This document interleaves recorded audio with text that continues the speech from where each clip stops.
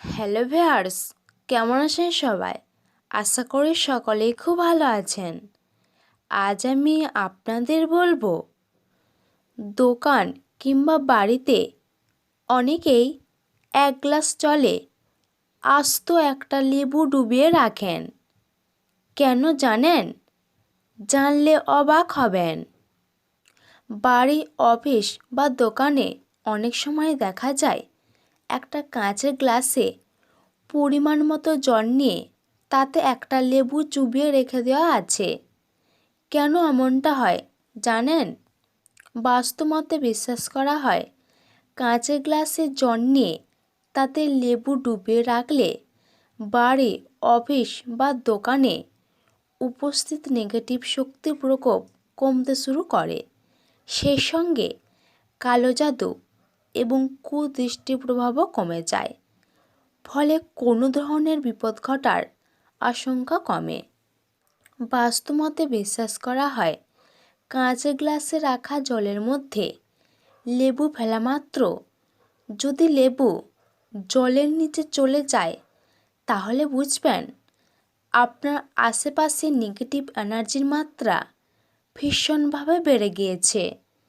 আর যদি দেখেন লেবুটা জলে ভাসছে, তাহলে চিন্তার কোনো কারণ নেই, আপনার চারপাশে পজিটিভ এনার্জি রয়েছে। বাস্তু বিশেষজ্ঞদের মতে, জলে লেবুটা রাখার কয়েকদিনের মধ্যেই যদি লেবুটা নষ্ট হয়ে যায়, তাহলে চিন্তার বিষয়। এর অর্থ হলো বাড়ি, অফিস কিংবা দোকানে নেগেটিভ শক্তির প্রভাব অতিরিক্ত মাত্রায় বেড়ে গিয়েছে।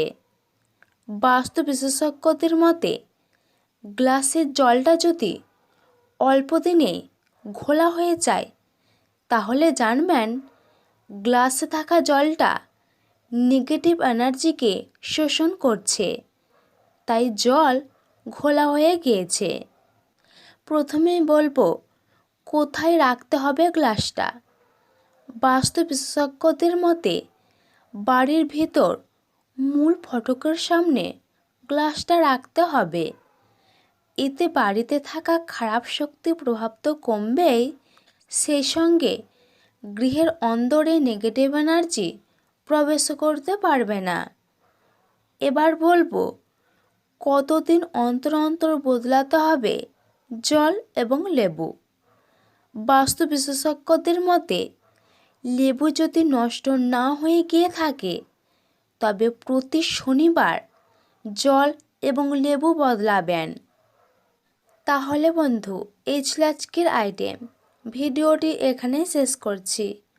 এবার একটি লাইক এবং শেয়ার করবেন, আর আপনার মতামত কমেন্ট করে লিখে দেবেন।